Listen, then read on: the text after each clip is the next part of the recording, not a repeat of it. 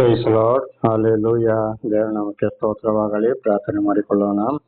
ಸರ್ವ ಸೃಷ್ಟಿಕರ್ತನ ತಂದೆಯ ದೇವರೇ, ಮಗನ ದೇವರೇ, ಪರಿಶುದ್ಧಾತ್ಮನೇ, ನಿಮ್ಮ ನಾಮಕ್ಕೆ ಸ್ತೋತ್ರ. ಸ್ವಾಮಿ, ಈ ದಿವಸವು ಈ ಸಮಯ ಕೂಡ ನಿಮ್ಮಿಂದ ನೇಮಕವಾದಂತಹ ದಿವಸ ಸಮಯವಾಗಿದೆ. ಅದಕ್ಕಾಗಿ ನಿಮಗೆ ಸ್ತೋತ್ರ. ಈ ದಿವಸದ ಸಂದೇಶದ ಭಾಗವನ್ನು ಹೇರಳವಾಗಿ ಆಶೀರ್ವದಿಸಲಿ. ನಿಮ್ಮ ಪವಿತ್ರ ಆತ್ಮನ ಮೂಲಕ ನಡೆಸುವುದಕ್ಕಾಗಿಯೂ ನಿಮಗೆ ಸ್ತೋತ್ರ.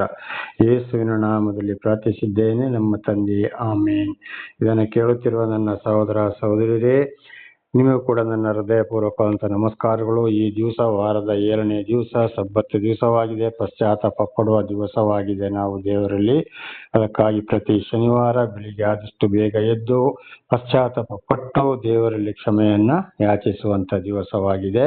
ದೇವರು ಈ ದಿವಸ ಕೂಡ ನಿಮ್ಮನ್ನು, ನಿಮ್ಮ ಮಕ್ಕಳನ್ನು ಎಲ್ಲಾ ವಿಷಯಗಳಲ್ಲಿ, ಓದಲ್ಲಿಯೂ ಬಂದಲ್ಲಿಯೂ, ಪ್ರತಿಯೊಂದು ಕಾರ್ಯ ಸ್ಥಳಗಳಲ್ಲಿಯೂ, ವಿದ್ಯೆಗಳಲ್ಲಿ, ಪ್ರತಿ ಒಂದು ಕೆಲಸ ಕಾರ್ಯಗಳಲ್ಲಿ ಕೂಡ ದೇವರು ನಿಮ್ಮನ್ನು ಹೇರಳವಾಗಿ ಆಶೀರ್ವದಿಸಲಿ. ದೇವರ ನಾಮಕ್ಕೆ ಸ್ತೋತ್ರ. ಇವತ್ತಿನ ಸಂದೇಶವು 2 ಅರಸು 17ನೇ ಅಧ್ಯಾಯ 7ರಿಂದ 2 ಅರಸು 17:7 ದೇವರ ನಾಮಕ್ಕೆ ಸ್ತೋತ್ರವಾಗಲಿ. ಹಲ್ಲೆಲೂಯಾ. ಈಗ ವಚನದ ಕಡೆಗೆ ಹೋಗೋಣ. 17:7 ಇಸ್ರೇಲರ ಈ ದುರ್ಗತಿಗೆ ಅವರ ದುರ್ನಡತೆಯ ಕಾರಣ ಹೇಗೆಂದರೆ, ಅವರು ತಮ್ಮನ್ನು ಐಗುಪ್ತದ ಅರಸನಾದ ಫರೋಹನ ಕೈಯಿಂದ ಬಿಡಿಸಿ ಅವನ ರಾಜ್ಯದಿಂದ ಹೊರತಂದ ದೇವರಾದ ಯೆಹೋವನಿಗೆ ವಿರುದ್ಧವಾಗಿ ಪಾಪ ಮಾಡಿ ಅನ್ಯ ದೇವತೆಗಳನ್ನು ನೇಮಿಸಿದರು. ದೇವರ ನಾಮಕ್ಕೆ ಸ್ತೋತ್ರವಾಗಲಿ. ನೋಡಿ, ದೇವರು ಇಸ್ರಾಯೇಲರನ್ನು ಆರಿಸಿಕೊಂಡರು ಕೂಡ ಅವರು ಏನು ಮಾಡಿದ್ರು, ಅಲ್ಲಿ ಮತ್ತೆ ಬಹಳ ಕಷ್ಟ, ಸಂಕಟ, ದುಃಖಗಳಿಗೆ ಗುರಿಯಾದರು.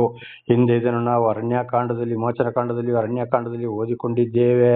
ಅವರನ್ನು ಐಗುಪ್ತ ದೇಶದಿಂದ ಮೋಶೆಯ ಮೂಲಕ ನಾನಾ ರೀತಿಯಲ್ಲಿ ಕಾರ್ಯಗಳನ್ನ ಮಾಡಿ ಅವರನ್ನ ಕೆಂಪು ಸಮುದ್ರದಲ್ಲಿ ಮುಚ್ಚಿದ್ದು, ಇವರನ್ನ ದಾಟಿಸಿದ್ದು, ಇವರಿಗೆ ಊಟಕ್ಕೆ ಬೇಕಾಗಿದ್ದನ್ನು ಕೊಟ್ಟು ಕೂಡ ನಡೆಸಿಕೊಂಡು ಬಂದ್ರು. ಆದ್ರೂ ಅವ್ರು ಏನ್ ಮಾಡಿದ್ರು, ದೇವರ ವಿರುದ್ಧ ಮೋಶೆ ಮೇಲೆ ಭರವಸೆ ಇಟ್ಟು, ದೇವರ ಮೇಲೆ ಭರವಸೆ ಇಲ್ಲದೆ ಮೋಶೆ ಆರೋನರ ವಿರುದ್ಧ ಗುಣಗುಟ್ಟಿ ಅವ್ರು ಏನ್ ಮಾಡಿದ್ರು, ದೇವರಿಗೆ ಕೋಪವನ್ನು ಎಬ್ಬಿಸಿದ್ರು. ಆದ್ರಿಂದ ಬಹಳ ಶಿಕ್ಷೆಗೆ ಅಲ್ಲಿ ಒಳಗಾದ್ರು ಎಂಬುದಾಗಿ ನಾವು ಹಿಂದೆ ಕೂಡ ಇದನ್ನ ತಿಳಿದುಕೊಂಡಿದ್ದೇವೆ. ಅವರು ವಾಪಸ್ ಎಲ್ಲಿಗೆ ಹೋದ್ರು? ವಿಗ್ರಹಾರಾಧನೆಗೆ ಹೋದ್ರು. ಆದ್ರೆ 6 ಲಕ್ಷ 20 ವರ್ಷದ ಮೇಲ್ಪಟ್ಟ 6 ಲಕ್ಷ ಗಂಡಸರಲ್ಲಿ 2 ಮಾತ್ರ ಕಾನಾನ್ ದೇಶ ಸೇರಿದರು, ಯೆಹೋಶುವ ಮತ್ತು ಕಾಲೇಬ ಎಂಬುದಾಗಿ. ದೇವರ ನಾಮಕ್ಕೆ ಸ್ತೋತ್ರವಾಗಲಿ. ಆಮೇಲೆ 20 ವರ್ಷದ ಕೆಳಪಟ್ಟವರಲ್ಲಿ ಅವರ ವಯಸ್ಸು ಬಂದಾಗ ಆ ಇಸ್ರಾಯೇಲ್ ಸಂತಾನದಲ್ಲಿ 1,44,000 ಜನರನ್ನ ದೇವರು ಆರಿಸಿಕೊಂಡರು ಎಂಬುದಾಗಿ ಪ್ರಕಟಣೆ ಗ್ರಂಥದಲ್ಲಿ ನಾವು ಇದನ್ನ ತಿಳಿದುಕೊಳ್ಳುತ್ತೇವೆ. ದೇವರ ನಾಮಕ್ಕೆ ಸ್ತೋತ್ರ. ಹಾಗೆ ದೇವರಿಂದ ಆದುಕೊಂಡವರು ಕಡೆಗೆ ಏನ್ ಮಾಡಿದ್ರು, ವಾಪಸ್ ಅವರ ಹಿಂದಿನ ಜೀವಿತಕ್ಕೆ ಹೋದ್ರು. ದೇವರಿಗೆ ಅವರ ಮೇಲೆ ಬಹಳ ಬೇಸರವಾಯಿತು, ಕೋಪ ಬಂತು. ಆದ್ರಿಂದ ಅವರಲ್ಲಿ ಏನಾದ್ರು ಪಾಪ ಮಾಡಿ ಅನ್ಯ ದೇವತೆಗಳನ್ನ ಸೇವಿಸಲು ದೇವರವರನ್ನ ಕೈ ಬಿಟ್ಟರು, ಪುನಃ ವಿಗ್ರಹಾರಾಧನೆಗೆ ಹೋದರು. ಹಾಗೆ ಇವತ್ತು ನಮ್ಮರಲ್ಲಿ ಕೂಡ ಈ ಹೊಸ ಒಡಂಬಡಿಕೆಯ ಕಾಲದಲ್ಲಿ ಕೂಡ ದೇವರು ನಮ್ಮನ್ನ ಆರಿಸಿಕೊಂಡು ಸ್ವಲ್ಪ ದಿವಸ ಮಾತ್ರ ಇರ್ತಾರೆ. ಆಮೇಲೆ ಪ್ರಾರ್ಥನೆಗೆ ಉತ್ತರ ಸಿಕ್ಕದ ಹೋದ್ರೆ, ಅಂದ್ರೆ ಅವರವರು ಮಾಡಿದ ತಪ್ಪಿಗಾಗಿ ಪ್ರಾರ್ಥನೆಗೆ ಉತ್ತರ ಸಿಕ್ಕದ ಹೋದ್ರೆ, ಅಥವಾ ದೇವರ ಚಿತ್ತ ಏನೆಂಬುದು ಸರಿಯಾಗಿ ಗ್ರಂಥಗಳನ್ನ ಓದಿ ತಿಳಿದುಕೊಂಡು ಅದಕ್ಕೆ ವಿಧೇಯರಾಗದಿದ್ದರೆ, ಅಥವಾ ದೇವರು ಯಾರ ಮುಖಾಂತರ, ದೇವರು ಆರಿಸಿಕೊಂಡವರ ಮುಖಾಂತರ ತಿಳಿಯಪಡಿಸಿದಾಗ ಆ ವಾಕ್ಯಕ್ಕೆ ವಿಧೇಯರಾಗದೆ ಹೋಗುವ ಕಾರಣ ಅಲ್ಲಿ ಏನಾಗ್ತದೆ, ಅವರ ಪ್ರಾರ್ಥನೆಗೆ ಉತ್ತರ ಸಿಕ್ಕುವುದಿಲ್ಲ. ಆಗ ಅವರು ಮತ್ತೆ ಏನ್ ಮಾಡ್ತಾರೆ, ಪುನಃ ವಿಗ್ರಹಾಧನೆ, ಮಾಟ, ಮಾಯ, ಮಂತ್ರಕ್ಕೆ ಅಲ್ಲಿ ಹೋಗ್ತಾರೆ. ಈ ಕಡೆಗೆ ಪ್ರಾರ್ಥನೆಗೆ ಹೋಗ್ತಾರೆ, ದೇವಾಲಯಕ್ಕೆ ಹೋಗ್ತಾರೆ, ಈ ಕಡೆಗೆ ಹೋಗ್ತಾರೆ. ಅನೇಕ ಸೇವಕರುಗಳು ಕೂಡ ಇವತ್ತು ಇಂಥವರೇ ಇದ್ದಾರೆ. ಕಾರಣ ದೇವರ ಮಾತಿಗೆ ವಿಧೇಯರಾಗದೆ ಹೋಗುವಾಗ ಅವರಲ್ಲಿ ಬರುವ ಕಷ್ಟ ಸಂಕಟಗಳು ಬರುವುದು ಯಾಕೆಂದ್ರೆ ದೇವರವರನ್ನ ಕೈ ಬಿಡ್ತಾರೆ. ಪುನಃ ಹೋಗುವುದು ಪಾಪಕ್ಕೆ. ತಪ್ಪು ಯಾರದ್ದು? ಜನಗಳದ್ದು ತಪ್ಪೋ ಅಥವಾ ದೇವರದ್ದು ತಪ್ಪೋ? ಜನಗಳದೇ ತಪ್ಪು. ಯಾಕೆಂದ್ರೆ ಜನಗಳು ಬೇಡಿದ ಹಾಗೆ ದೇವರು ಕೊಡಬೇಕು. ಯಾವಾಗಲೂ ಸುಖ, ಶಾಂತಿ, ನೆಮ್ಮದಿ ಸಿಕ್ಕಬೇಕು. ಇವರು ಮಾಡಿದೆಲ್ಲ ಒಳ್ಳೇದಾಗಬೇಕು. ಆದ್ರೆ ಮಾತ್ರ ದೇವರನ್ನು ಕೆಲವರು ಒಳ್ಳೆ ದೇವರು ಅಂತ ಹೇಳ್ತಾರೆ. ಇದು ದೇವರು ಈ ರೀತಿ ಹೇಳಿದ್ದಾರೆ, ನಾವು ಮಾಡ್ತಾ ಇರೋದು ತಪ್ಪು, ನಮಗೆ ಈ ರೀತಿ ಅನುಭವಿಸ್ಲಿಕ್ಕೆ ಕಾರಣ ನಾವೇ ಅಂತ ಹೇಳುವಂಥದ್ದು ತಿಳಿದುಕೊಳ್ಳುವರು ಬಹಳ ಕಡಿಮೆ. ಇದನ್ನು ಸರಿಯಾಗಿ ತಿಳಿಸಿಕೊಟ್ಟಾಗ ಕೂಡ ತಿಳಿದುಕೊಳ್ಳುವುದು ಬಹಳ ಕಡಿಮೆ. ಆದ್ರಿಂದ ಈಗಲೂ ಕೂಡ ಏನಾಗಿದೆ, ಕ್ರೈಸ್ತರು ಅಂತ ಹೇಳೋರು ಅನೇಕರು, ಬಹಳ ಮಂದಿ ಇವತ್ತು ಸೇವಕರುಗಳಿಂದ ಹಿಡಿದು ಪ್ರತಿಯೊಬ್ಬರು ಕೂಡ ಇವತ್ತು ವಿಗ್ರಹಾರಾಧನೆ, ಮಾಟ, ಮಾಯ, ಮಂತ್ರ, 10 ದಶಾಜ್ಞೆಗಳಿಗೆ ವಿರುದ್ಧವಾಗಿದ್ದಾರೆ. ದೇವರ ನಾಮಕ್ಕೆ ಸ್ತೋತ್ರವಾಗಲಿ, ವಿಧೇಯರಾಗಲಿಲ್ಲ. ಆದ್ದರಿಂದ ಅವರು ದ್ರೋಹಿಗಳು. ಹಾಗೆ ಇವತ್ತು ಕೂಡ ಇದುವೇ ನಡೆಯುತ್ತಲೇ ಇದೆ. ದೇವರ ನಾಮಕ್ಕೆ ಸ್ತೋತ್ರ. 8, ಯೆಹೋವನು ತಮ್ಮ ಎದುರಿನಿಂದ ಹೊರಡಿಸಿಬಿಟ್ಟ ಜನಾಂಗಗಳ ಮತ್ತು ಇಸ್ರಾಯೇಲ್ಯರ ದುರಾಚಾರಗಳನ್ನು ಅನುಸರಿಸಿದರು. ದೇವರ ನಾಮಕ್ಕೆ ಸ್ತೋತ್ರಗಳು. ಯೆಹೋವನು ತಮ್ಮ ಎದುರಿನಿಂದ ಹೊರಡಿಸಿಬಿಟ್ಟ ಜನಾಂಗಗಳು ಮತ್ತು ಇಸ್ರಾಯೇಲ್ ರಾಜರ ದುರಾಚಾರಗಳನ್ನು ಅನುಭವಿಸಿ ಏನ್ ಮಾಡಿದ್ರು ಇವರು? ಕೆಲವರು ಆ ರಾಜರನ್ನು ನಾವು ಕೂಡ ಹಿಂದೆ ನೋಡ್ಕೊಂಡಿದ್ದೇವೆ. ದೇವರ ಅರಸರನ್ನು ರಾಜರನ್ನು ಆರಿಸಿಕೊಂಡ್ರು, ಅವರು ದೇವರಿಗೆ ವಿರುದ್ಧವಾಗಿ ಹೋದ್ರು. ಆದ್ರೆ ಅಲ್ಲಿ ಅವರನ್ನೇ ಕೆಲವು ಜನ ಹಿಂಬಾಲಿಸಿದರು. ಅವರ ಸುಳ್ಳು ಬೋಧನೆಗಳು, ನಡೆ ನುಡಿ, ಪ್ರಾಪಂಚಿಕ ವಿಷಯಗಳಲ್ಲಿ ಇವತ್ತು ಕೂಡ ಅನೇಕರು ಅದೇ ರೀತಿ ಇದ್ದಾರೆ. ಯಾರು ಸುಳ್ಳು, ದಗ, ಮೋಸ, ಅನ್ಯಾಯ ಮಾಡ್ಕೊಂಡು ಹೋಗ್ತಾರ ದೇವರಿಗೆ ವಿರುದ್ಧವಾಗಿ. ಅವರು ಯಾವ ಜನಾಂಗವೇ ಇರಬಹುದು, ಇವತ್ತು ನಮ್ಮ ಹಿಂದೂ, ಮುಸ್ಲಿಂ, ಕ್ರಿಶ್ಚಿಯನ್ ಯಾರೇ ಇರಬಹುದು, ಯಾರು ಪ್ರಾಪಂಚಿಕ ವಿಷಯಕ್ಕೆ ಹೋಗ್ತಾರೆ ಅಂಥವರನ್ನ ಅನೇಕರು ಹಿಂಬಲಿಸ್ತಾರೆ. ಯಾಕೆಂದ್ರೆ ಅಲ್ಲಿ ಕುಡಿಯೋದು, ತಿನ್ನೋದು, ಮಜಾ ಮಾಡೋದು, ಸುಳ್ಳು ಹೇಳೋದು, ಅನಾಚಾರದಲ್ಲಿ ಸಂಪಾದನೆ ಮಾಡೋದು ಬೇಕಾದಷ್ಟು ಇದೆ. ಒಳ್ಳೆ ಜೀವನ, ದೇವರ ರೀತಿಯಲ್ಲಿ ಹೋಗುವುದು ಅಲ್ಲಿ ಶಿಸ್ತುಬದ್ಧ ಜೀವಿತವಾಗಿದೆ. ಅದುವೇ 10 ದಶಾಜ್ಞೆಗಳು. ಆದ್ದರಿಂದ ಅನೇಕ ಜನರು ಇಂಥವರನ್ನೇ ಇವತ್ತು ಹಿಂಬಾಲಿಸ್ತಾ ಇದ್ದಾರೆ. ಆದ್ರಿಂದ ಅವರು ಏನಾದ್ರು ದೇವರ ದೃಷ್ಟಿಯಲ್ಲಿ ದ್ರೋಹಿಗಳಾಗಿದ್ದಾರೆ. 9, ಗುಪ್ತವಾಗಿ ತಮ್ಮ ದೇವರಾದ ಯೆಹೋವನಿಗೆ ವಿರುದ್ಧವಾದ ಕೃತ್ಯಗಳನ್ನು ನಡೆಸಿದರು. ಕಾವಲುಗಾರರ ಬುರುಜುಬುಲ್ಲ ಚಿಕ್ಕ ಊರು ಮೊದಲುಗೊಂಡು ಕೋಟೆ ಕೊತ್ತಲುಗಳ ಪಟ್ಟಣದವರೆಗಿನ ಎಲ್ಲಾ ಊರುಗಳಲ್ಲಿ ತಮಗೋಸ್ಕರ ಪೂಜಾ ಸ್ಥಳಗಳನ್ನು ಏರ್ಪಡಿಸಿಕೊಂಡರು. ನೋಡಿ, ಸಣ್ಣ ಊರಿಂದ ಹಿಡಿದು ದೊಡ್ಡ ಜನರವರೆಗೆ ಪೂಜಾ ಸ್ಥಳಗಳನ್ನು ಅಂದ್ರೆ ಏನ್ ಮಾಡಿದ್ರು? ಅಯ್ಯೋ, ನಮಗೆ ಈಗ ನೋಡಿ, ಉದಾಹರಣೆಗೆ ಜಾತ್ರೆ, ಹಬ್ಬ, ಹುಣ್ಣಿಮೆ ಏನೇನೋ ಮಾಡ್ತಾರೆ. ಎಷ್ಟೆಷ್ಟೋ ಕೋಟಿ ರೂಪಾಯಿ ಖರ್ಚುಗಳನ್ನ ಮಾಡ್ತಾರೆ. ಅಲ್ಲಿ ಕುಡಿಯೋದು, ತಿನ್ನೋದು, ಮಜಾ ಮಾಡೋದು, ಬಿರಿಯಾನಿ ತಿನ್ನೋದು, ಏನೇನು ಎಲ್ರಿಗೂ ಗೊತ್ತಿರೋ ವಿಷಯನೇ. ಕಡೆಗೆ ಏನಾಗ್ತದೆ ನೋಡಿ, ಒಂದೊಂದು ಕಡೆ ಸುನಾಮಿ, ಚಂಡಮಾರುತ, ಬೆಟ್ಟ ಜರಿಯೋದು, ಬೆಂಕಿಯಿಂದ, ನಾನಾ ತರದ ದೊಡ್ಡ ದೊಡ್ಡ ಕಾಯಿಲೆಗಳಿಂದ ಸರ್ವವು ನಾಶವಾಗಿ ಹೋಗುತ್ತಲೇ ಇದೆ. ಇದುವೇ ಆಗಿದೆ ದೇವರ ಕೋಪ. ಆಗ ಜಾತ್ರೆ, ಹಬ್ಬ, ಹುಣ್ಣಿಮೆ, ತೇರು, ಇವರ ದೇವರುಗಳು ಏನಾಯ್ತು ಪರಿಸ್ಥಿತಿಗಳು? ಎಲ್ಲವೂ ಸರ್ವನಾಶ. ದೇವರ ನಾಮಕ್ಕೆ ಸ್ತೋತ್ರವಾಗಲಿ. ಹಲ್ಲೆಲೂಯಾ.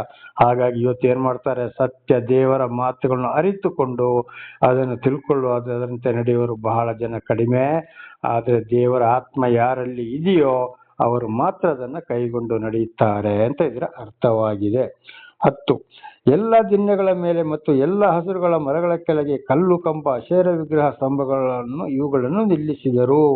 ನೋಡಿ, ಒಂದು ಮರದ ಬುಡದಲ್ಲಿಯೂ ಅಲ್ಲಿ ಒಂದು ದೇವರು, ಇಲ್ಲಿ ಒಂದು ದೇವರು, ಆ ಗುಡ್ಡದಲ್ಲಿ ಒಂದು ದೇವರು, ಈ ಗುಡ್ಡದಲ್ಲಿ ಒಂದು ದೇವರು, ಎಲ್ಲ ಒಬ್ಬೊಬ್ಬರಿಗೆ ಒಂದೊಂದು ಕುಟುಂಬಕ್ಕೆ ಒಂದೊಂದು ದೇವರುಗಳನ್ನಾಗಿ ವಿಗ್ರಹಗಳನ್ನ ಮಾಡಿಕೊಂಡು ನಿಲ್ಲಿಸಿದರು. ಅದೇ ಇವತ್ತು ನೋಡಿ, ಒಂದೊಂದು ಬೆಟ್ಟದಲ್ಲಿ, ಒಂದೊಂದು ಮರದ ಕೆಳಗಡೆ, ಒಂದೊಂದು ಕಾಡೊಳಗಡೆ, ಒಂದೊಂದು ನೀರಿನ ಬದಿಯಲ್ಲಿ ಆ ದೇವರು, ಈ ದೇವರು ಅಂತೇಳಿ ಸರಿಯಾದ ಒಂದು ಚಂಡಮಾರುತ, ಗಾಳಿ, ಸುನಾಮಿ ಬರುವಾಗ ಎಲ್ಲವೂ ಸರ್ವನಾಶ. ಯಾವುದು ದೇವರಾದ್ರೆ ಯಾಕೆ ಕೊಚ್ಚಿಕೊಂಡು ಹೋಗ್ಬೇಕು? ಇವತ್ತು ಕೂಡ ಅನೇಕ ಕಡೆಗೆ ನಾವು ಟಿವಿಗಳಲ್ಲಿ, ಪೇಪರ್ಗಳಲ್ಲಿ, ಮೊಬೈಲಲ್ಲಿ ನೋಡ್ತಾ ಇದ್ದೀವಿ. ಎಲ್ಲ ದೇವಸ್ಥಾನಗಳು ನೀರು ತುಂಬಿ ಸರ್ವನಾಶ. ಉದಾಹರಣೆಗೆ ಕೊರೋನಾ ಬಂತು. ಕೊರೋನಾ ಬಂದಾಗ ಈ ಭೂಲೋಕದಲ್ಲಿರುವಂತ ದೇವರುಗಳು ಎಲ್ಲಾ ದೇವಸ್ಥಾನಗಳನ್ನ ಬೀಗ ಹಾಕಿದರು.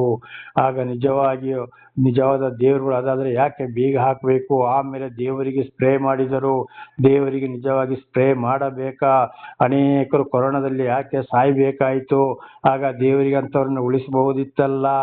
ಕಾರಣ ದೇವರ ಕೋಪ ಭೂಮಿಗೆ ಬಂತು. ಸರ್ವ ಸೃಷ್ಟಿಕರ್ತನಾದ ಆ ಭಗವಂತ ಪರಮಾತ್ಮ ಅಲ್ಲಾಹ್ ಅಕ್ಬರ್ ಮತ್ತು ಯೇಸು ಮತ್ತು ದೇವರ ಕೋಪ ಅಂದ್ರೆ ದೇವರೊಬ್ಬನೇ ಸರ್ವ ಸೃಷ್ಟಿಕರ್ತನಂತ ಒಂದೇ ಮಾತಲ್ಲಿ ಹೇಳುವುದಾದರೆ, ಸರ್ವ ಸೃಷ್ಟಿಕರ್ತನಾದ ದೇವರು ಜನರು ಮಾಡುತ್ತಿರುವ ಅನ್ಯಾಯವನ್ನ ಸಹಿಸಲಾರದೆ ಈ ಕೋಪವನ್ನ ಇವತ್ತು ಭೂಲೋಕಕ್ಕೆ ಕೊಡ್ತಾ ಇದ್ದಾರೆ.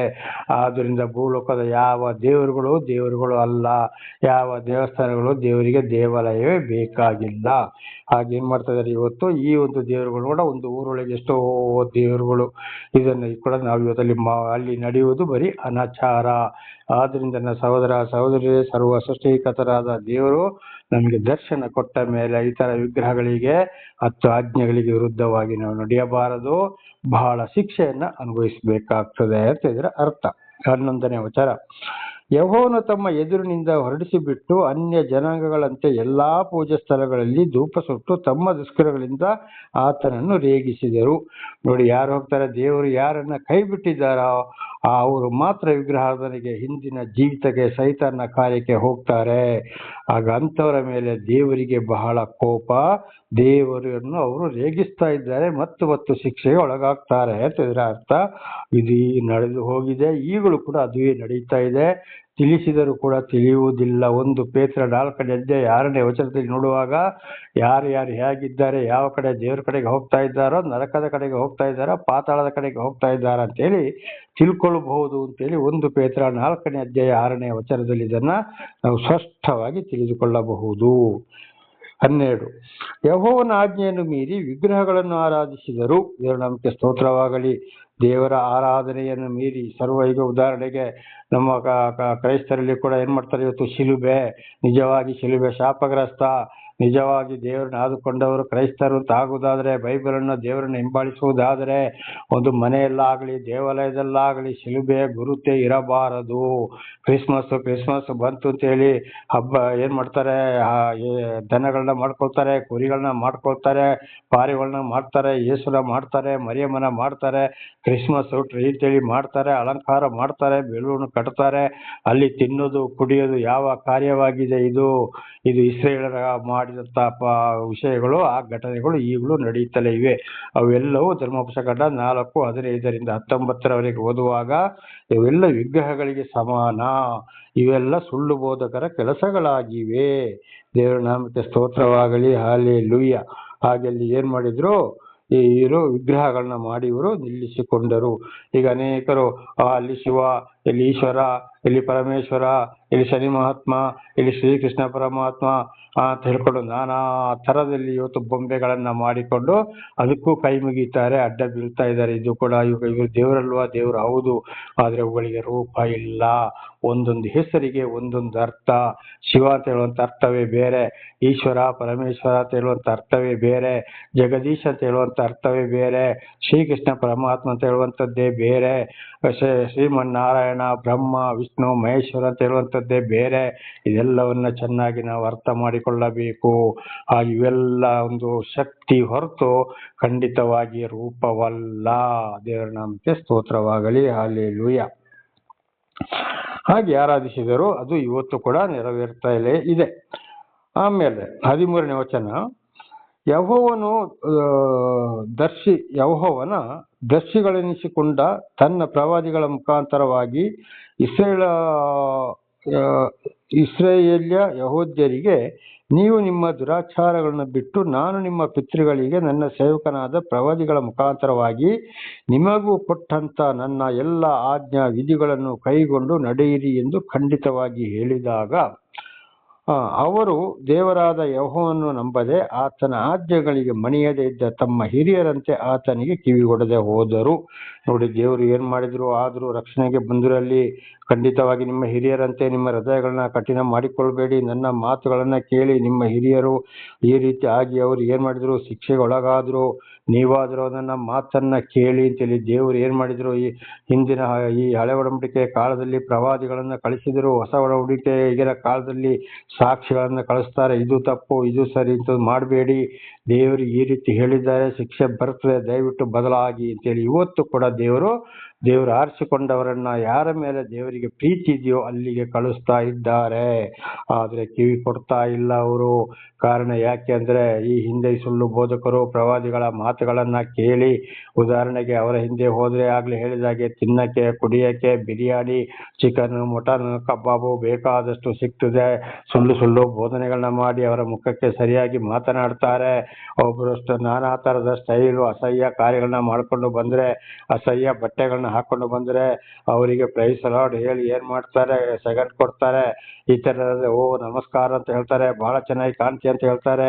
ಬದಲಾಗಿ ಅವರನ್ನು ಖಂಡಿಸುವುದಿಲ್ಲ, ಎಚ್ಚರಗೊಳಿಸುವುದಿಲ್ಲ. ಮಾನ ಮರ್ಯಾದೆಗೆ ತಕ್ಕಾದ ಬಟ್ಟೆಗಳನ್ನ ಹಾಕಿ, ಬೆಳ್ಳಿ ಬಂಗಾರಗಳನ್ನ ಈ ರೀತಿ ಧರಿಸಿಕೊಳ್ಳಿ, ಜಾಸ್ತಿ ಧರಿಸಿಕೊಳ್ಬೇಡಿ, ಈ ರೀತಿ ಮಾಡಬೇಡಿ ಅಂತ ಹೇಳಿದಾಗಲೇ ಅವ್ರಿಗೆ ಏನಾಗ್ತದೆ, ಕೋಪ ಬರ್ತದೆ.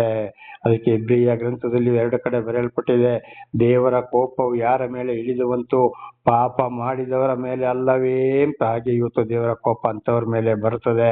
ಅದು ಅಲ್ಲದೆ ನೀವು ಈ ಹೊತ್ತು ಪವಿತ್ರಾತ್ಮನ ಶಬ್ದಕ್ಕೆ ಕಿವಿ ಕೊಟ್ಟರೆ, ನಿಮ್ಮ ಹಿರಿಯರಂತೆ ನಿಮ್ಮ ಹೃದಯಗಳನ್ನ ಕಠಿಣ ಮಾಡಿಕೊಳ್ಳಬೇಡಿರಿ ಅಂತ ಸ್ಪಷ್ಟವಾಗಿ ಎಚ್ಚರಿಸಿದ್ದಾರೆ.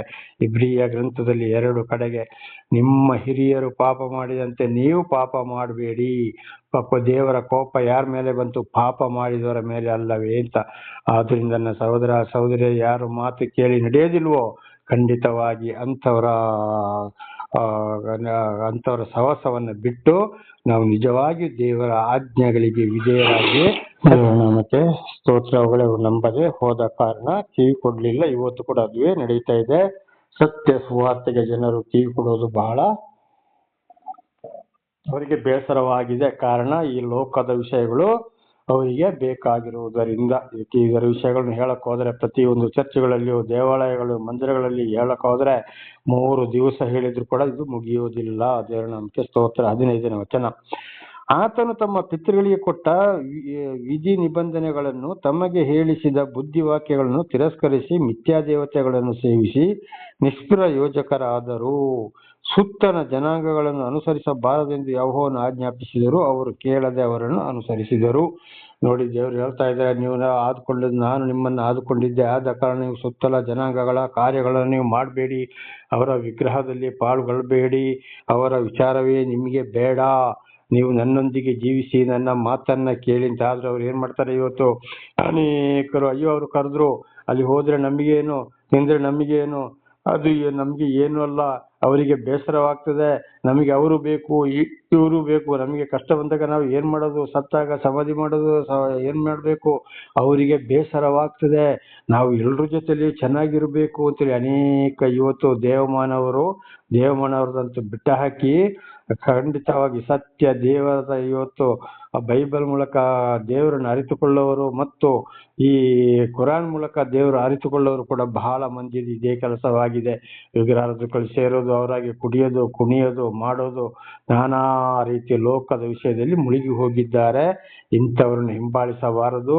ಇಂಥವರ ಮೇಲೆ ದೇವರ ಕೋಪ ಬಹಳ ಇಳಿದು ಬಂದಿದೆ, ಬರುತ್ತಲೇ ಇದೆ. ಕಾರಣ ದೇವರವರನ್ನ ಕೈ ಬಿಟ್ಟಿದ್ದಾರೆ ಅಂತ ಇದರ ಅರ್ಥ. 16ನೇ ವಚನ. ತಮ್ಮ ದೇವರಾದ ಯೆಹೋವನ ಆಜ್ಞೆಗಳನ್ನೆಲ್ಲ ಮೀರಿ 2 ಎರಕದ ಬಸವ ಮೂರ್ತಿಗಳನ್ನು, ಅಶೇರ ವಿಗ್ರಹ ಸ್ತಂಭ ಇವುಗಳನ್ನು ಮಾಡಿಕೊಂಡರು. ಆಕಾಶ ಸೈನ್ಯ, ಬಾಳ ದೇವತೆ ಇವುಗಳನ್ನ ಪೂಜಿಸಿ, ದೇವರು ನಮಗೆ ಸ್ತೋತ್ರವಾಗಲಿ, ಹಲ್ಲೆಲೂಯಾ, ಇವುಗಳನ್ನ ಪೂಜಿಸಿದರು. ದೇವರು ನಮಗೆ ಸ್ತೋತ್ರ. ನೋಡಿ ಏನ್ ಮಾಡಿದ್ರು ಹಿಂದೆ ಇಸ್ರೇಲರು ಕೂಡ ಹೇಳಿ ಕಡೆಗೆ ಬಸವನ ಮೂರ್ತಿಯನ್ನ ಮಾಡಿಕೊಂಡು ಬಾಯಿ ಬರದೆ, ಅದು ಮನುಷ್ಯ ಮಾಡಿದಂಥದ್ದು, ಅದು ಒಂದು ಕಡೆ ಆರೋಹಣೆ ಮಾಡಿದ, ಇನ್ನೊಂದು ಕಡೆಗೆ ಬೆಂಕಿಯೊಳಗಿಂದ ಹಾಕಿದಾಗ ಬಸವ ಹೊರಗಡೆ ಬಂತು ಅಂತ ಕೂಡ 2 ಥರದಲ್ಲಿ ನಾವು ಓದುತ್ತೇವೆ. ಏನೇ ಇದ್ದಿರೋದು, ಯಾರು ಮಾಡಿದಿರೋದು, ಯಾರಿಂದ ಆಯ್ತು? ಮನುಷ್ಯನಿಂದ. ಸೈತಾನ ಮನುಷ್ಯನ ಮೂಲಕ ಕೆಲಸವನ್ನ ಮಾಡಿಸಿದ.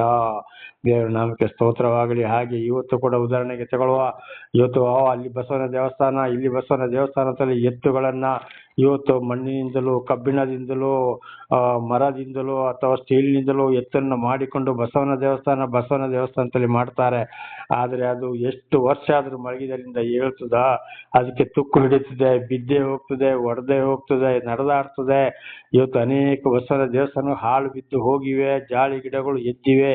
ಆಗ ಅದು ನಿಜವಾದ ಅದು ದೇವರಾಗಿದ್ರೆ ಬಸವನ ಮೂರ್ತಿಗಳನ್ನ ಮಾಡಿಕೊಂಡು ಇಸ್ರೇಲರು ಹಿಂದೆ ಪೂಜೆ ಮಾಡ್ತಾ ಇದ್ದಾಗ, ಮೆರವಣಿಗೆ ಮಾಡಿದಾಗ ಅವರಿಗೆ ಒಳ್ಳೇದಾಗ್ಬೇಕಿತ್ತಲ್ಲ, ಬಹಳ ಶಿಕ್ಷೆಗೆ ಯಾಕೆ ಒಳಗಾಗಿದ್ರು? ಆಗ ಈ ಬಾಯಿ ಬರದ ಮೂಗ ಬಸವದನ್ನ ತಡಿಬೇಕಿತ್ತಲ್ಲ. ದೇವರ ನಾಮಕ್ಕೆ ಸ್ತೋತ್ರವಾಗಲಿ. ಬಸವ ಅಂದ್ರೆ ಎತ್ತು, ಎಲ್ಲರಿಗೂ ಗೊತ್ತಿರೋ ವಿಷಯ. ಆದ್ರೆ ಇವತ್ತು ಅದೇ ಎತ್ತುಗಳನ್ನ ಕಟ್ಟಿಕೊಂಡು ಹೊಲದಲ್ಲಿ ಉಳ್ತಾರೆ, ರೈತ ಹೊಡಿತಾನೆ, ಗಾಡಿಗಳಿಗೆ ಅಂದ್ರೆ ಬಂಡಿಗಳಿಗೆ ಕಟ್ತಾರೆ, ಅದನ್ನ ಕಟುಕರಿಗೆ ಕೊಯ್ದು ತಿನ್ನಕ್ಕೋಸ್ಕರ ಅದನ್ನ ಕೊಡ್ತಾರೆ, ಬಿದ್ದು ಹುಳಾಗಿ ಸಾಯ್ತವೆ, ಅದಕ್ಕೆ ಮನುಷ್ಯ ಹೊಡಿತಾನೆ, ಕೈ ಕಾಲು ಮುರಿತದೆ. ಆಗ ನಿಜವಾಗಿ ಅದು ದೇವರದು, ನಿಜವಾಗಿ ಬಸವ ದೇವರಲ್ಲ, ಅದು ಮನುಷ್ಯ ಉಪಯೋಗಕ್ಕಾಗಿ ದೇವರು ಕೊಟ್ಟಂತ ಒಂದು ಪ್ರಾಣಿಯಾಗಿದೆ. ದೇವರ ನಾಮಕ್ಕೆ ಸ್ತೋತ್ರವಾಗಲಿ. ಅದು ಕೂಡ ಒಂದು ದೇವರ ದೃಷ್ಟಿ, ಮನುಷ್ಯನ ಉಪಕಾರಕ್ಕಾಗಿ ದೇವರು ಕೊಟ್ಟಂತ ಒಂದು ಪ್ರಾಣಿ ಎತ್ತಾಗಿದೆ. ಅದನ್ನೇ ಬಸವ ಅಂತ ಹೇಳುವಂಥದ್ದು. ನಿಜವಾಗಿ ಅದು ದೇವರಲ್ಲವೇ ಅಲ್ಲ. ಇವತ್ತು ನಾನಾ ಕಡೆಗೆ ಬಸವನ ದೇವಸ್ಥಾನಗಳು ಹಾಳು ಬಿದ್ದಿರೋದು ಗಲೀಜಿಯಲ್ಲಿ ಇದನ್ನು ನಾವು ಕಾಣಬಹುದು. ಹಾಗೆ ಇವತ್ತು ಅನೇಕರು ಏನ್ ಮಾಡ್ತಾ ಇದ್ದಾರೆ, ದೇವರು ಯಾರಿಗೆ ದರ್ಶನ ಕೊಟ್ಟಿದ್ದಾರೆ ಆ ದೇವರನ್ನ ಅರಿತುಕೊಂಡು ವಿಗ್ರಹಾರಾಧನೆಗೆ ಹೋಗಿ ಮೆರೀತಾ ಇದ್ದಾರೆ. ಬಹಳ ಶಿಕ್ಷೆಯನ್ನು ಅನುಭವಿಸ್ತಲೇ ಇದ್ದಾರೆ. ಸತ್ಯ ಸುವಾರ್ತೆ ಅವರಿಗೆ ಬೇಡವೇ ಬೇಡ. ಯಾರು ಸುಳ್ಳು ಸುಳ್ಳು ಹೇಳಿಕೊಂಡು ಜನಗಳನ್ನ ವಂಚಿಸಿಕೊಂಡು ಅಲಂಕಾರ ಮಾಡಿಕೊಂಡು ಮುಖಕ್ಕೆ ಒಂಥರ ಮಾತಾಡಿಕೊಂಡು ಹೋಗ್ತಾರೋ ಅವರು ಬಹಳ ಒಳ್ಳೆಯವರು, ಅವರನ್ನು ಹಿಂಬಾಲಿಸುವವರಾಗಿದ್ದಾರೆ. ಕಷ್ಟ ಸಂಕಟ ದುಃಖಗಳಿಗೆ ದೇವರಿಂದ ಶಿಕ್ಷೆ ಬರುವಾಗ ಯಾರು ತಪ್ಪಿಸಿಕೊಳ್ಳಲು ಸಾಧ್ಯವಿಲ್ಲ. ಸರ್ವ ಸೃಷ್ಟಿಕರ್ತನಾದ ದೇವರ ಪರಮಾತ್ಮ ಭಗವಂತನು ಯೇಸು ಕ್ರಿಸ್ತನು ಅಲ್ಲಾಹ್ ಅಕ್ಬರ್ ದೇವರಾಗಿದ್ದಾನೆ. ದೇವರ ನಾಮಕ್ಕೆ ಸ್ತೋತ್ರವಾಗಲಿ. 17ನೇ ವಚನ. ತಮ್ಮ ಗಂಡು ಹೆಣ್ಣು ಮಕ್ಕಳನ್ನು ಅಹಿತುಕೊಟ್ಟರು, ಯೆಹೋವನ ದೃಷ್ಟಿಯಲ್ಲಿ ಕೆಟ್ಟವಳಾಗಿರುವ ಕಣಿ ಹೇಳುವುದು, ಯಂತ್ರಮಂತ್ರಗಳನ್ನು ಮಾಡುವುದು ಮೊದಲಾದ ದುಷ್ಕೃತ್ಯಗಳಿಗೆ ತಮ್ಮನ್ನು ಮಾರಿಬಿಟ್ಟು ಆತನಿಗೆ ಕೋಪವನ್ನೆಬ್ಬಿಸಿದರು. ದೇವರ ಸ್ತೋತ್ರ. ನೋಡಿ, ಆಗ ಏನ್ ಮಾಡಿದ್ರು, ದೇವರೊಂದು ವಿಷಯಕ್ಕಾಗಿ ಈ ಸೈತಾನನಿಗೆ ಹೆಣ್ಣು ಮಕ್ಕಳನ್ನು ಆಹುತಿ, ಗಂಡು ಮತ್ತು ಹೆಣ್ಣು ಮಕ್ಕಳನ್ನು ಆಹುತಿ ಕೊಟ್ಟರು. ಅಂದ್ರೆ ಬಾಲ್ದೇವತೆಗೆ ಮಕ್ಕಳನ್ನ ಆಹುತಿ ಕೊಡಬೇಕು ಅಂತ ಹೇಳುವಂಥದ್ದು ಅಲ್ಲಿನ ಅದಕ್ಕೆ ಸಂಬಂಧಪಟ್ಟಂತ ಹಿರಿಯರು ಹೇಳಿದಂತ ಮಾತುಗಳನ್ನ ಕೇಳಿ ತನ್ನ ಮಕ್ಕಳನ್ನ ಏನ್ ಮಾಡ್ತಾ ಇದ್ರು, ಬಲಿ ಕೊಡ್ತಾ ಇದ್ರು. ಇವತ್ತು ಕೂಡ ಒಂದೊಂದು ಕಡೆಗೆ ನಿಧಿಯ ಆಸೆಗಾಗಿ ನಾನಾ ರೀತಿಯ ಏನೇನೋ ವಿಚಾರಗಳಿಗಾಗಿ ನಾವು ಇದನ್ನು ಕೂಡ ಇವತ್ತು ಮಾಧ್ಯಮಗಳಲ್ಲಿ ನಾವು ನೋಡ್ತಾ ಇದ್ದೀವಿ. ಮಕ್ಕಳನ್ನ ಬಲಿ ಕೊಡುವಂಥದ್ದು, ಮಕ್ಕಳನ್ನ ಕಡ್ದು ಹಾಕುವಂಥದ್ದು, ಇತರನ್ನ ಕಡ್ದು ಹಾಕುವಂಥದ್ದು. ದೇವರು ಸಂಪೂರ್ಣವಾಗಿ ಇಂಥವ್ರನ್ನ ಕೈ ಬಿಟ್ಟಿದ್ದಾರೆ, ಬಹಳ ಶಿಕ್ಷೆಗೆ ಇವರು ಗುರಿಯಾಗಿದ್ದಾರೆ ಅಂತ ಇದರ ಅರ್ಥವಾಗಿದೆ. ಆಮೇಲೆ ಯೆಹೋವನ ದೃಷ್ಟಿಯಲ್ಲಿ ಕೆಟ್ಟವುಗಳಾಗಿರುವ ಕಣಿ ಹೇಳುವುದು ಅಂದ್ರೆ ಜ್ಯೋತಿಷ. ನಿನಗೆ ಅಷ್ಟು ವಯಸ್ಸಿನಲ್ಲಿ ಹಾಗೆ ಗೊತ್ತಿದೆ ಜ್ಯೋತಿಷ ಅಂದ್ರೆ ಏನು, ಸುಮ್ಮನೆ ಕಣಿ ಹೇಳೋದು. ಅವನು ಕಣಿ ಹೇಳಕ್ಕೆ ಒಳ್ಳೇದು ಮಾಡಕ್ಕೆ ಅವನೇನು ದೇವರ? ಖಂಡಿತವಾಗಿ ಅಲ್ಲ. ಅವನು ಕೂಡ ಊಟ ಮಾಡೋದಿಲ್ವಾ, ಅನಾಚಾರ ಮಾಡೋದಿಲ್ವಾ, ಕೆಟ್ಟದ ಯೋಚನೆ ಮಾಡೋದಿಲ್ಲ, ಮೂಗಲ್ಲಿ ಉಸಿರಾಡೋದಿಲ್ಲ, ಅವನು ಸಾಯೋದಿಲ್ವಾ? ಯೆಶಾಯ 2ನೇ ಅಧ್ಯಾಯ 22ನೇ ವಚನದಲ್ಲಿ ಮೂಗಿನಲ್ಲಿ ಉಸಿರಾಡುವವರನ್ನು ನಂಬಬೇಡಿ ಅಂತ ಯೆಶಾಯನ ಮುಖಾಂತರ ಹೇಳಿದ್ದಾರೆ. ಆಗ ನಂಬಬೇಕಾಗಿದ್ದು ಯಾರನ್ನ? ಸರ್ವವನ್ನ ಸೃಷ್ಟಿ ಮಾಡಿದಂತ ಅಗ್ನಿಸ್ತಂಭ, ಮೇಘಸ್ತಂಭ, ವಾಣಿ, ಶಬ್ದವಾದಂತ ಆ ದೇವರಾದ ಆ ಪರಮಾತ್ಮ ಭಗವಂತನನ್ನು, ಯೆಹೋವನನ್ನು, ಯೇಸು ಕ್ರಿಸ್ತರನ್ನು, ಅಲ್ಲಾಹ್ ಅಕ್ಬರನ್ನು ಮತ್ತು ಒಂದೊಂದು ಗ್ರಂಥದಲ್ಲಿ ದೇವರಿಗೆ ಒಂದೊಂದು ಹೆಸರುಗಳಿವೆ. ಆ ಹೆಸರುಗಳನ್ನು ಮಾತ್ರ ಅಂದ್ರೆ ನಿಜವಾಗಿ ಹೇಳಬೇಕಾದರೆ ಸರ್ವ ಸೃಷ್ಟಿಕರ್ತನಾದ ದೇವರ ಮಾತನ್ನು ಮಾತ್ರ ನಾವು ಕೇಳಬೇಕು ಹೊರತು ಈ ಜ್ಯೋತಿಷ ಹೇಳೋರಲ್ಲ. ಅವನಿಗೆ ಕಾಯಿಲೆ ಬರೋದಿಲ್ವಾ? ಅವನು ನಿಜವಾಗಿ ಜ್ಯೋತಿಷ ಹೇಳೋನು ಹಾದಿ ಬೀದಿ ಮರದ ಕೆಳಗಡೆ ಅಲ್ಲಿ ಕೂತಿರ್ತಾನೆ, ಅವನೇನು ದೇವರಾಗಿದ್ದಾನ? ಇಲ್ಲ. ಅದರಿಂದ ನಿಜವಾಗಿ ಇದು ಕೂಡ ದೇವರಿಗೆ ಕೋಪ. ಯಂತ್ರ ಮಂತ್ರಗಳನ್ನು ಮಾಡುವುದು ಮೊದಲಾದ ದುಷ್ಕೃತ್ಯಗಳಿಗೆ ತಮ್ಮನ್ನು ಮಾರಿಬಿಟ್ಟು ಆತನಿಗೆ ಕೋಪವನ್ನು ಎಬ್ಬಿಸಿದರು.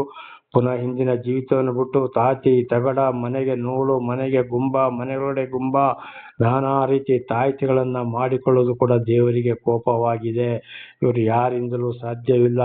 ಈ ನನ್ನ ಸಾಕ್ಷಿಯನ್ನು ಕೂಡ ಹಿಂದೆ ಕೇಳಿದ್ದೀರಿ. ಮಾಯಾ, ಮಂತ್ರ, ಜ್ಯೋತಿಷ, ದೆವ್ವ ಹಿಡಿದು ಕುಣಿಯೋರು, ಮಠ ಮಂದಿರಗಳು ನಮಗೆ ಕಷ್ಟ ಸಂಕಟ ದುಃಖಗಳು ಬಂದಾಗ ಹೋಗಿ ಎಷ್ಟೋ ಹಣವನ್ನ ಖರ್ಚು ಮಾಡಿ ಏನು ಉಪಯೋಗವಾಗಲಿಲ್ಲ. ನನ್ನ ಸಹೋದರ ಸಹೋದರಿಯರೇ, ಇದು ಹಿಂದೆ ಕೂಡ ನನ್ನ ಸಾಕ್ಷಿಯನ್ನು ಹೇಳಿದ್ದೇನೆ, ಈಗಲೂ ಕೂಡ ದೇವರ ಪರವಾಗಿ ಸಾಕ್ಷಿ ನುಡಿತೇನೆ. ಅನೇಕರು ಎಲ್ಲೆಲ್ಲಿಗೋ ಹೋಗ್ತಾರೆ, ಎಲ್ಲೆಲ್ಲಿಗೋ ಬರ್ತಾರೆ, ಏನೇನೋ ಹಾಕೊಂಡು ಬರ್ತಾರೆ. ಕಡೆಗೆ ಅನೇಕರ ಹೆಣಗಳು ಕೂಡ ಮನೆಗೆ ಬರುವುದು ಇದೆ. ಎಲ್ಲಿ ಹೋದ್ರೂ ಉಪಕಾರ ಆಗೋದಿಲ್ಲ. ಮಾನಸಿಕ ಕಾಯಿಲೆ ಹಿಡಿತಾರೆ, ನಾನಾ ರೀತಿಯಲ್ಲಿ ತೊಂದರೆಗೊಳಗಾಗ್ತಾರೆ. ಕಾರಣ ದೇವರು ದರ್ಶನ ಕೊಟ್ಟ ಮೇಲೆ ಆ ದೇವರ ಮಾತನ್ನ ಕೇಳಿಕೊಂಡು ನಡೆಯೋದಲ್ಲದೆ ಪುನಃ ವಿಗ್ರಹದನೆ ಈ ಸೈತಾನ ಕಾರ್ಯಗಳು, ದುಷ್ಟ ಶಕ್ತಿಗಳ ಕಾರ್ಯಕ್ಕೆ ಹೋಗ್ತಾರೆ. ಹಾಗೆ ಅಂಥವ್ರ ಮೇಲೆ ದೇವರಿಗೆ ಬಹಳ ಕೋಪ ಮತ್ತು ಶಿಕ್ಷೆಗೆ ಒಳಗಾಗ್ತಾರೆ. ಇದು ನಡೆದು ಹೋಗಿದೆ, ಈಗಲೂ ನಡೀತಲಿದೆ, ಈ ದಿವಸವೂ ಕೂಡ ನಡೀತಾ ಇದೆ. ದೇವರ ನಾಮಕ್ಕೆ ಸ್ತೋತ್ರ. ಆಗಿರುವಾಗ ಇವತ್ತು ದೇವರಿಗೆ ಯಾರ ಮೇಲೆ ಪ್ರೀತಿ ಇದೆಯೋ ಅವರಲ್ಲಿಗೆ ಸತ್ಯ ಸುವಾರ್ತಿಕರನ್ನ ಕಳಿಸ್ತಾರೆ. ಒಂದು ವೇಳೆ ಅವರು ಹೋಗದೆ ಅವರ ಮಾತನ್ನ ಕೇಳುವ ಹಾಗೆ ಮಾಡ್ತಾರೆ. ಆಗ ದೇವರ ಕಡೆಗೆ ತಿರುಗಿಕೊಂಡು ಪಶ್ಚಾತ್ತಾಪ ಯಾರು ಪಡ್ತಾರೋ ಅವರನ್ನು ಖಂಡಿತವಾಗಿಯೂ ದೇವರು ಆಶೀರ್ವಾದ ಮಾಡಿಯೇ ಮಾಡ್ತಾರೆ. ದೇವರ ನಾಮಕ್ಕೆ ಸ್ತೋತ್ರವಾಗಲಿ. ಹಲ್ಲೆಲೂಯಾ. 18ನೇ ವಚನ. ಅವರು ಈ ಪ್ರಕಾರ ನಡೆದುದರಿಂದ ಯೆಹೋವನು ಅವರ ಮೇಲೆ ಬಹಳವಾಗಿ ಕೋಪಗೊಂಡು ಯಹೂದ ಕುಲದವರ ಹೊರತು ಉಳಿದ ಎಲ್ಲ ಕುಲಗಳನ್ನು ತನ್ನ ಸನ್ನಿಧಿಯಿಂದ ತಳ್ಳಿಬಿಟ್ಟರು. ನೋಡಿ, 12 ಕುಲ, ಯಾಕೋಬನ 12 ಮಕ್ಕಳು, ಬಾಕಿ ಎಲ್ಲರೂ ಅಲ್ಲಿ ಹೋದ್ರು. ಯಹೂದ ಕುಲ ಮಾತ್ರ, ಒಂದು ಕುಲ ಮಾತ್ರ ಅಲ್ಲಿ ದೇವರಿಗೆ ವಿರುದ್ಧವಾಗಿ ನಡೆಯಲಿಲ್ಲ, ದೇವರ ಮಾತನ್ನ ಕೇಳಿದ್ರು. ಆ ಒಂದು ಕುಲವನ್ನ ಬಿಟ್ಟು ಬಾಕಿ 11 ಕುಲವನ್ನಲ್ಲಿ ಏನ್ ಮಾಡಿದ್ರು? ದೇವರು ತಳ್ಳಿ ಬಿಟ್ಟರು. ಅಂದ್ರೆ ಎಲ್ಲ ತಳ್ಳಿ ಬಿಟ್ರ ಅಲ್ಲ, 20 ವರ್ಷದ ಮೇಲ್ಪಟ್ಟವರನ್ನ ಮಾತ್ರ ದೇವರಿಗೆ ವಿರುದ್ಧವಾದವರನ್ನ ಅಲ್ಲಿ ತಳ್ಳಿ ಬಿಟ್ಟರು, ಎಲ್ಲಾ ಕುಲಗಳವರನ್ನ. ಆದ್ರೆ ಯಹೂದ ಕುಲ ಮಾತ್ರ ದೇವರ ಮಾತಿಗೆ ವಿಧೇಯರಾಗ್ತಲೇ ಬಂತು, ತಳ್ಳಿ ಬಿಡಲಿಲ್ಲ. ಹಾಗೆ ಇವತ್ತು ದೇವರ ದರ್ಶನವಾದ ಮೇಲೆ ದೇವರ ವಾಕ್ಯಗಳಿಗೆ ವಿರುದ್ಧವಾಗಿ ಯಾರು ನಡೀತಾರೋ ಅಂಥವ್ರನ್ನ ತಳ್ಳಿ ಬಿಟ್ಟಾಗ ಅವರು 10 ದಶಾಜ್ಞೆಗಳಿಗೆ ವಿರುದ್ಧವಾಗಿ ಕದಿಯೋದು, ಸುಳ್ಳು ಹೇಳೋದು, ಕೊಡುಕುತನ, ಸೊಳೆತನ, ವ್ಯಭಿಚಾರಗಳು, ವಿಗ್ರಹಾಧನೆ, ಮಾಟ, ಮಾಯ, ಮಂತ್ರ, ಲೋಕದ ವಿಷಯಗಳು, ನಾನಾ ರೀತಿಯ ಅನ್ಯಾಯ ಮಾಡ್ಕೊಂಡು ಹೋಗ್ತಾ ಇರೋದು. ಇವತ್ತು ನಾವು ದೇವಮಣ್ಣವರು, ಮಠಾಧೀಶರು, ಬ್ರಾಹ್ಮಣರು, ಪೂಜಾರಿಗಳು ಅಂತ ಹೇಳ್ಬೋದು. ಸರಿಯಾಗಿ ವಾಕ್ಯಗಳನ್ನ ತಿಳ್ಕೊಂಡಾಗಲೇ ಅವರ ಅನಾಚಾರಗಳು ಗೊತ್ತಾಗುವುದು. ಅಂಥವ್ರನ್ನ ಹಿಂಬಾಲಿಸುವವರು ದೇವರಿಂದ ದೂರ ಆಗಿದ್ದಾರೆ, ದೇವರು ಅಂಥವ್ರನ್ನ ತಳ್ಳಿ ಬಿಟ್ಟಿದ್ದಾರೆ ಅಂತ ಇದ್ರೆ ಅರ್ಥ. ದೇವರ ನಾಮಕ್ಕೆ ಸ್ತೋತ್ರ. 19ನೇ ವಚನ. ಯಹೂದ್ಯರು ಸಹ ತಮ್ಮ ದೇವರಾದ ಯೆಹೋವನ ಆಜ್ಞೆಯನ್ನು ಕೈಗೊಳ್ಳದೆ ಇಸ್ರಾಯೇಲರ ಪದ್ಧತಿಯನ್ನು ಅನುಸರಿಸಿದ್ದರಿಂದ ಆತನು ಇಸ್ರಾಯೇಲ್ ಕುಲಗಳಲ್ಲಿ ಉಳಿದಿದ್ದ ಇನ್ನೂ ಇವರನ್ನು ಏಸಿ ತನ್ನ ಸನ್ನಿಧಿಯಿಂದ ತಳ್ಳಿ ಬಿಟ್ಟು ಸೂರೆ ಮಾಡುವವರಿಗೆ ಒಪ್ಪಿಸಿ ಬಾಧಿಸಿದನು. ದೇವರ ನಾಮಕ್ಕೆ ಸ್ತೋತ್ರವಾಗಲಿ. ನೋಡಿ ಏನಾಗ್ತದೆ, ದೇವರು ತಿಳಿಸಿದ ಯಾವ ಜನಾಂಗವಾಗಲಿ ಯಾರೇ ಆಗಲಿ ಅಲ್ಲಿ ದೇವರು ದರ್ಶನ ಕೊಟ್ಟ ಮೇಲೆ ದೇವರ ಮಾತನ್ನು ಕೇಳದೆ ಹೋದ್ರೆ ಅವರನ್ನು ಯಾರು ವಂಚಿಸಿ ದಗ ಮೋಸ ಅನ್ಯಾಯ ಮಾಡ್ತಾರೋ ಅಂಥವ್ರ ಕೈಗೆ ದೇವರು ಅವರನ್ನು ಒಪ್ಪಿಸಿ ಬಿಡ್ತಾರೆ. ಅವರ ಆಸ್ತಿ ಪಾಸ್ತಿಗಳನ್ನೆಲ್ಲ ಕಿತ್ತು ತಿಂದು ಇತರರು ಅನ್ಯಾಯ ಮಾಡೋರು ತಿಂದು ಬಿಡ್ತಾರೆ, ಸರ್ವನಾಶ ಮಾಡ್ತಾರೆ. ಇವರಿಗೆ ತುತ್ತು ಅನ್ನಕ್ಕೂ ಮೈಗೆ ಹಾಕಲಿಕ್ಕೆ ಬಟ್ಟೆಗೂ ಇವರಿಗೆ ಗತಿಯಿಲ್ಲದ ಆಗ್ತದೆ. ಕಾರಣ ದೇವರನ್ನ ರೇಗಿಸಿದರಿಂದ. ಇದನ್ನು ಕೂಡ ನಾನು ಹಿಂದೆ ಹೇಳಿದ್ದೇನೆ. ನಮ್ಮ ಊರಿನಲ್ಲಿ ಒಂದು 230 ಎಕರೆ ಕಾಫಿ ತೋಟ ಇದ್ದಂತ ಒಂದು ಕ್ರಿಶ್ಚಿಯನ್ ಕುಟುಂಬ ಇದೇ ರೀತಿ ದೇವರ ವಾಕ್ಯಕ್ಕೆ ಅವಿಧೇಯರಾಗಿ ಹೋದುದರಿಂದ ಆ ತೋಟವನ್ನು ಸ್ವಲ್ಪ ಮಾರಿ ವ್ಯಭಿಚಾರಕ್ಕೆ ಹೋಗಿ, ಕೊಡುಕುತನಕ್ಕೆ ಹೋಗಿ, ಇತರ ವಿಗ್ರಹದಲ್ಲಿ ಹೋಗ್ಕೊಂಡು ನಾನಾ ರೀತಿ 230 ಎಕರೆ ತೋಟ ಇದ್ದಂತ ಐಶ್ವರ್ಯವಂತರು ಕಡೆಗೆ ಏನಾಯ್ತು, ಒಬ್ಬನ ಔಷಧಿ ಕುಡಿದು ಸತ್ತು ಹೋದ, ಇನ್ನೊಬ್ಬ ಮಾನಸಿಕವಾದ, ಇನ್ನೊಬ್ಬನು ಈ ತರರ ಒಂದು ವಾಹನದಲ್ಲಿ ಡ್ರೈವರ್ ಆಗಿ ಕೆಲಸ ಮಾಡ್ದ. ಆದರೆ ಇದು 31 ವರ್ಷದ ಹಿಂದೆ. ಈಗ ಅವನು ಇರೋದಿಲ್ಲ. ನೋಡಿ 230 ಎಕರೆ ಕಾಫಿ ತೋಟ ಇದ್ದಂತ ಐಶ್ವರ್ಯವಂತರ ಪರಿಸ್ಥಿತಿ ಏನಾಯ್ತು. ಇದು ಕೂಡ ಅನೇಕರದ್ದು. ಇವತ್ತು ಕೂಡ ನಾವು ಅನೇಕರನ್ನ ನಾವು ಕಾಣ್ತಾ ಇದ್ದೇವೆ ಪರಿಸ್ಥಿತಿಗಳು. ಅದು ಕಾರಣ ಏನು? ದೇವರು ದರ್ಶನ ಕೊಟ್ಟ ಮೇಲೆ ಇತರ ವಿಗ್ರಹಾರದ ಮಾಯ ಮಂತ್ರ ಮಾಡೋರು, ದೇವರಿಗೆ ವಿರುದ್ಧವಾದವರ ಸಹವಾಸ ಮಾಡುವುದೇ ದೇವರ ಕೋಪವಾಗಿದೆ. 21ನೇ ವಚನ. ಆತನು ಇಸ್ರೇಲ್ ರಾಜ್ಯವನ್ನು ದಾವೀದ ಸಂತಾನದವರ ಕೈಯಿಂದ ಕಿತ್ತುಕೊಂಡ ನಂತರ ಇಸ್ರೇಲರು ನೆಬಟಾನ ಮಗನಾದ ಯಾರೊಬ್ಬಾಮನನ್ನು ಅರಸನಾಗಿ ಮಾಡಿಕೊಳ್ಳಲು ಅವನು ಅವರನ್ನು ಯೆಹೋವನ ಭಕ್ತಿಯಿಂದ ಬೀಳಿಸಿ ಮಹಾಪಾಪಕ್ಕೆ ಒಳಪಡಿಸಿದನು. ಅವರು ಯಾರೊಬ್ಬಾಮನ ದುರ್ಮಾರ್ಗದಲ್ಲಿ ನಡೆಯುವುದನ್ನು ಬಿಡಲಿಲ್ಲವಾದ್ದರಿಂದ ಯೆಹೋವನು ತನ್ನ ಸೇವಕರಾದ ಎಲ್ಲ ಪ್ರವಾದಿಗಳ ಮುಖಾಂತರವಾಗಿ ಮುಂತಿಳಿಸಿದ ಅವರನ್ನು ತನ್ನ ಸನ್ನಿಧಿಯಿಂದ ತಳ್ಳಿಬಿಟ್ಟನು. ಅವರು ಸೆರೆಯವರಾಗಿ ತಮ್ಮ ದೇಶದಿಂದ ಅಶೂರ ದೇಶಕ್ಕೆ ಒಯ್ಯಲ್ಪಟ್ಟು ಇಂದಿನವರೆಗೆ ಅಲ್ಲೇ ಇರುತ್ತಾರೆ. ದೇವರ ನಾಮಕ್ಕೆ ಸ್ತೋತ್ರವಾಗಲಿ. ನೋಡಿ, ದೇವರವರನ್ನ ಅನೇಕ ರೀತಿಯಲ್ಲಿ ತಿಳಿಸಿದ್ರು, ಪ್ರವಾದಿಗಳನ್ನ ಕಳಿಸಿ ತಿಳಿಸಿದ್ರು, ಮಾತು ಕೇಳಲಿಲ್ಲ. ಬದಲಾಗಿ ಸುಳ್ಳು, ದಗ, ಮೋಸ, ದೇವರಿಗೆ ವಿರುದ್ಧವಾಗಿ ಯಾರು ನಡೀತಾರೋ ಅವರ ಮಾತನ್ನೇ ಕುಡಿಯೋದು, ತಿನ್ನೋದಕ್ಕಾಗಿ ಕಾಳಹಾರನ, ವಿಗ್ರಹಾಧನೆ, ಮಾಟ, ಮಾಯ, ಮಂತ್ರ ಅಂದರೆ 10 ದಶಾಜ್ಞೆಗಳಿಗೆ ವಿರುದ್ಧವಾಗಿ ಹೋದ್ರು. ಆಗ ದೇವರ ಸನ್ನಿಧಿಯಿಂದಲೇ ಅವರು ಏನ್ ಮಾಡಿದ್ರಲ್ಲಿ ತಳ್ಳಿ ಬಿಟ್ರು. ಕಡೆಗೆ ಅವರು ವಿರುದ್ಧವಾದಂತ ವಿರೋಧಿಗಳ ಕೈಗೆ ಒಪ್ಪಿಸಿ ಬಿಟ್ರು. ಅವರು ಒಂದು ದೇಶದಿಂದ ಇನ್ನೊಂದು ದೇಶಕ್ಕೆ ಅವರನ್ನ ಏನ್ ಮಾಡಿದ್ರು, ಗಡಿಪಾರಾಗುವಂತೆ ಮಾಡಿದ್ರು. ಅವರು ಅದೇ ದೇಶದಲ್ಲಿ ಇಲ್ಲಿಯವರೆಗೆ ಇರುತ್ತಾರೆ ಅಂದ್ರೆ ಬಹಳ ಶಿಕ್ಷೆಯನ್ನ ಅನುಭವಿಸಿಕೊಂಡು ಇರ್ತಾರೆ ಅಂತ. ಅದುವೇ ನೋಡಿ, ಇವತ್ತು ಉದಾಹರಣೆಗೆ ಭಾರತ ದೇಶ, ಇಲ್ಲಿ ಅನೇಕರಿಗೆ ದೇವರ ದರ್ಶನವಾಗಿರ್ತದೆ ಮತ್ತು ತಪ್ಪಾಗಿ ನಡೆದಾಗ ಇಲ್ಲಿ ಅವರಿಗೆ ಶಾಂತಿ ಸಮಾಧಾನ ಇಲ್ಲ. ಅಲ್ಲಿಂದ ಹೊರ ದೇಶಕ್ಕೆ ಹೋಗ್ತಾರೆ. ಅಲ್ಲಿ ಹಣ ಮಾಡ್ತೀವಿ, ಹಾಗೆ ಮಾಡ್ತೀವಿ, ಹೀಗೆ ಮಾಡ್ತೀವಿ, ಅಷ್ಟು ಮಾಡ್ತೀವಿ, ಇಷ್ಟು ಸಂಪಾದನೆ ಮಾಡ್ತೀವಿ, ಬಂದ ಮೇಲೆ ಅಷ್ಟು ಜಾಗ ತೆಗಿತೀವಿ, ದೊಡ್ಡ ಬಿಲ್ಡಿಂಗ್ ಕಟ್ತೇವೆ, ಇಷ್ಟು ಬೆಳ್ಳಿ ಬಂಗಾರ ತರ್ತೀವಿ ಅಂತೇಳಿ ಅಲ್ಲಿ ಕಡೆಗೆ ನಾನಾ ತರದ ಅಲ್ಲಿನ ಜನಗಳ ಮಧ್ಯದಲ್ಲಿ ಸಿಕ್ಕ ಹಾಕೊಂಡು ವಿರುದ್ಧವಾಗಿ ಬಹಳ ಜನ ಅಲ್ಲೇ ಪ್ರಾಣ ಕಳೀತಾರೆ. ಈಗಲೂ ಬಹಳ ಹಿಂಸೆಯನ್ನು ಅನುಭವಿಸ್ತಲೇ ಇದ್ದಾರೆ. ಅವರಿಗೆ ತಿರುಗಿ ನಮ್ಮ ಭಾರತ ದೇಶಕ್ಕೆ ಬರಲು ಸಾಧ್ಯವಾಗ್ತಾ ಇಲ್ಲ. ಕಾರಣ ದೇವರಿಗೆ ವಿರುದ್ಧವಾಗಿ ನಡೆಯುವಂಥದ್ದು ಎಂತೆಂಥವರ ಪರಿಸ್ಥಿತಿಗಳು ಇವತ್ತು ಏನೇನೋ ಆಗ್ತಲೇ ಇದೆ. ನನ್ನ ಸಹೋದರ ಸಹೋದರಿಯರೇ, ಆದ್ದರಿಂದ ಬಹಳ ಎಚ್ಚರ. ದೇವರು ನಾನಾ ರೀತಿಯಲ್ಲಿ ಇವತ್ತು ಸಂಸ್ಕೃತದ ಮೂಲಕ ಇರ್ಬೋದು, ಬೈಬಲ್ ಮೂಲಕ ಇರ್ಬೋದು, ಕುರಾನ್ ಮೂಲಕ ಇರ್ಬೋದು, ಅಂದ್ರೆ ಸಂಸ್ಕೃತ ವೇದಗಳು, ಮಹಾಭಾರತ, ಭಗವದ್ಗೀತೆಗಳು ಮುಖಾಂತರ ಖಂಡಿತವಾಗಿ ಸತ್ಯವನ್ನ ಯಾರಿಗೆ ತಿಳಿಸ್ಬೇಕು ಅವರಿಗೆ ತಿಳಿಸ್ತಾರೆ. ಆಗ ತಿಳ್ಕೊಂಡು ದೇವರ ಕಡೆಗೆ ವಿಧೇಯರಾಗಿ ಜೀವಿಸಿದರೆ ಮಾತ್ರ ಶಾಂತಿ, ಸಮಾಧಾನ, ಆಶೀರ್ವಾದ ಸಿಗ್ತದೆ. ಮಕ್ಕಳನ್ನು ಕೂಡ ದೇವರು ಆಶೀರ್ವಾದ ಮಾಡ್ತಾರೆ. ಇಲ್ಲದೆ ಹೋದ್ರೆ ಯಾವುದೇ ಪ್ರಾರ್ಥನೆ ಮಾಡಿದ್ರೆ, ಎಷ್ಟೇ ಧ್ಯಾನ ಧರ್ಮ ಮಾಡಿದ್ರು, ಏನೇ ಮಾಡಿದ್ರು ಕೂಡ ಖಂಡಿತವಾಗಿ ದೇವರ ಮಾತಿಗೆ ವಿಧೇಯರಾದ್ರೆ ಸುಖ, ಶಾಂತಿ, ಸಮಾಧಾನ ನಮಗೆ ಸಿಕ್ಕೋದಿಲ್ಲ. ಪ್ರಾರ್ಥನೆಗೆ ಉತ್ತರ ಕೊಡುವುದಿಲ್ಲ. ದೇವರು ಕಾರಣ ಅಲ್ಲಲ್ಲ, ನಾವೇ ಕಾರಣಕರ್ತರಾಗ್ತೇವೆ. ಇದ್ದಿದ್ದು ಕೂಡ ಇಲ್ಲದೆ ಆಗಬಹುದು. ಇದಾಗಿದೆ ದೇವರ ಒಂದು ಶಿಸ್ತಿನ ನಿಯಮ. ದೇವರು ಅಂದರೆ ಅಪೊಸ್ತಲರ ಕೃತ್ಯ 10ನೇ ಅಧ್ಯಾಯದಲ್ಲಿ ಬರೆಯಲ್ಪಟ್ಟಿದೆ, ದೇವರು ಪಕ್ಷಪಾತಿಯಲ್ಲ, ಲಂಚ ತೆಗೆದುಕೊಳ್ಳವನಲ್ಲ, ಮುಖದಾಕ್ಷಿಣೆ ನೋಡವನು ಕೂಡ ಅಲ್ಲ ಅಂತೇಳಿ ಧರ್ಮೋಪದೇಶ ಕಾಂಡದಲ್ಲಿ ಬರೆಯಲ್ಪಟ್ಟಿದೆ. ಆದ್ದರಿಂದ ದೇವರು ದರ್ಶನವಾದ ಮೇಲೆ ದೇವರ ವಾಕ್ಯಗಳಿಗೆ ನಾವು ಕಿವಿ ಕೊಟ್ಟು ವಿಧೇಯರಾಗಿ ಜೀವಿಸಿ ಆಶೀರ್ವಾದ ಹೊಂದಿ ಮಕ್ಕಳು ಕೂಡ ಅದೇ ಆಶೀರ್ವಾದದಲ್ಲಿ ಬೆಳೆಯಾಗೆ ಮಾಡಿಕೊಳ್ಳುವುದು ಬಹಳ ಉತ್ತಮ. ಪ್ರಾರ್ಥನೆ ಮಾಡಿಕೊಳ್ಳೋಣ. ಸರ್ವ ಸೃಷ್ಟಿಕರ್ತನ ತಂದೆಯ ದೇವರೇ, ಮಗನ ದೇವರೇ, ಪರಿಶುದ್ಧಾತ್ಮನೇ, ನಿಮ್ಮ ನಾಮಕ್ಕೆ ಸ್ತೋತ್ರ ಸ್ವಾಮಿ. ಇವತ್ತಿನ ಒಂದು ಸಂದೇಶವನ್ನು ಕೂಡ ನನ್ನ ಸಹೋದರಿ ನನ್ನ ಮೂಲಕ ನೀವು ತಿಳಿಯಪಡಿಸಿದ್ದೀರಿ, ಅದಕ್ಕಾಗಿ ಸ್ತೋತ್ರ. ಹಾಗೆ ನಾನು ಕೂಡ ಹೆಚ್ಚೆಚ್ಚಾಗಿ ತಿಳಿದುಕೊಳ್ಳುವಂತೆ ನೀವು ಮಾಡಿದ್ದೀರಿ ಸ್ವಾಮಿ, ಅದಕ್ಕೆ ನಿಮಗೆ ಸ್ತೋತ್ರ.